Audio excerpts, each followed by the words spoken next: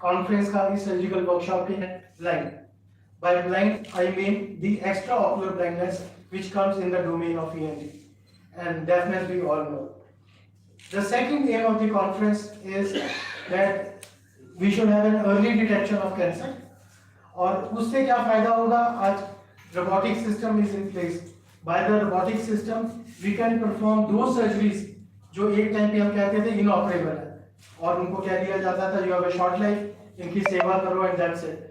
By the invent of robot, I remember I did the first robotic workshop when I was in PGI about 2016, and उसके बाद head and neck में we have trained many people across the country. इसमें we are performing two basic surgeries. One is called a lateral pharyngotomy, जिसमें oral cavity cancer है. अगर हम conventional surgeries में देखते हैं, so वो cases inoperable थे. Now with all invent of the things, we can say this patient is operable. I'd like to highlight a few things about the robotic system, and then we'll come to the second phase of the conference.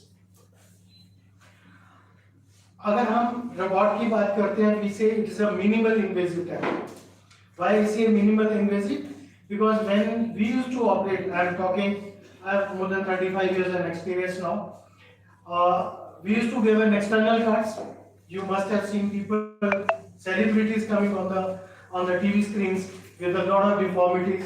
They can't swallow. They can have very defective speech. But when we do a robotically change, so we have two robotic arms, as we see in this, that the two robotic arms we take and they come to the console. And if you see the long arm of this robotic, I'm talking about this. And you can imagine the distance of the arm, which we can introduce when we are doing anapodic surgery. Means a patient where a conventional finger or hand cannot go, we can introduce these things. The second advantage is that if we go into this, we have this as a console where a surgeon sits. We need not scrub because we are not touching a patient. So we are operating this patient from a distance. So this is one, which is only one company is there in the world which makes the surgical robot, the Da Vinci. So that's the reason we didn't hide anything, because there is no second company in the world. We sit on a console. We have four arms of the robot. Means two arms will control by our hands and two by the 2 feet. So we can simultaneously work on four hands. So this is how the system goes. That this is, we are sitting on a console. If we see on a console, one part of a console, which we see on the left side, so that is a magnifying thing. So when we see through the console, we have 3D images. Normally when we have a photography, we have 2D reconstructions. So 3D means we'll simultaneously get the depth perception. And this is what we have. You can see these CGs. So these are two things which are controlled by the foot of a surgeon. I like to add one thing. These are passive robots. By passive I means they do not have memory. Why we don't have a memory in a surgical robot? Otherwise, they will be out of our control. So every robotic surgery is controlled by the surgeon. Now this is the third part where we can have all controls. Like suppose I am using a regular machine as a robot, so I can fix my things, that what is the distance of my head, how near I can go, and we can have a good magnification with this. And this is what. And when the patient sees, now if you see this part, this is the patient card, this one, and we have a magnifying thing which is attached to the robotic system. So these are the four arms of the computer, which is a computer-assisted robotic system, and the patient is here. So what we need to have a good trained assistant surgeon who will be there on the bedside of a patient. Like there is some smoke, the suction has to be there. The patient's every problem has to be sorted here, because as a chief surgeon I am operating on the console. This is the area which is given to the anesthetist so that we can have visualization. There is a big screen which is for the assistant surgeon so that he can correspond and contact with me in case of a crisis. At times we can have two consoles, which is the console I am talking about. So if I have to give training to a junior person, I have a control in 10 seconds. I can take all controls to the master control system. So this is how a robotic training takes place. This is what I saw when I went to US for my initial robotic training in 2014. Now, what has been changes when we talk of a robotic system? If we say in early 20s, there has been a paradigm shift in the cancer surgeries. We can have the inoperable patients as operable. So this is what the 70s or 80s were. That the main thrust of the surgeon was that what we should do extensive cutting. A surgeon used to feel proud, yeah, I made this much cuts, I'll do a very good reconstruction, taking bone from the leg, I'll take tissue from the chest and reconstruct.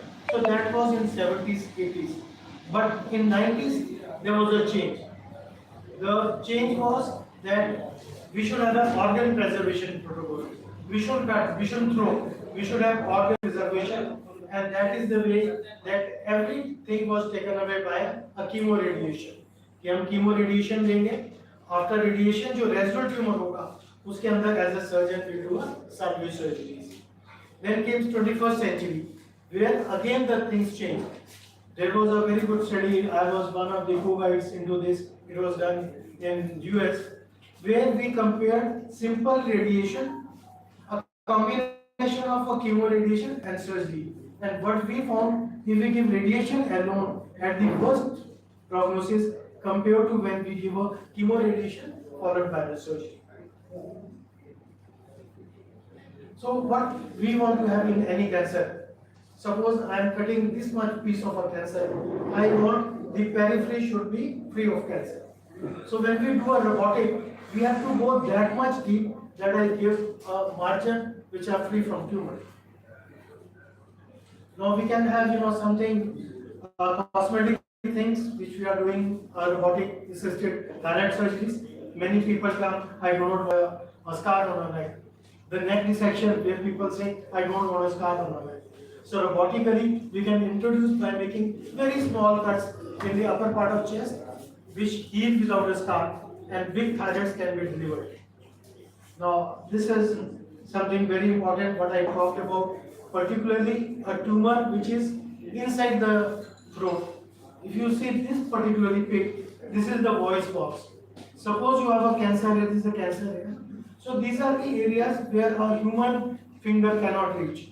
And if I go from the neck, the problem is I have to cut my mandible, I have to make extensive cutting, I can't help the patient, I have to give a deformity to the patient. That's the way I can reach. So what has happened in a change that I put all my 4 fingers, 4 arms of the robotic in this area. These are the robotic arms, and I can do the surgeries. I can, can see the robotic arms, and we can do a precise surgery. We have more precision. Why? Because we have the perception of death coming, Secondly, we have a magnified view, and this is something we'll not cut short into this, and we can have better oncological outcome than even in a conventional surgery. Now these were the cases before the discovery of the robotic system were inoperable. Prognosis used to explain इसका कुछ नहीं हो सकता, इसकी सेवा करो.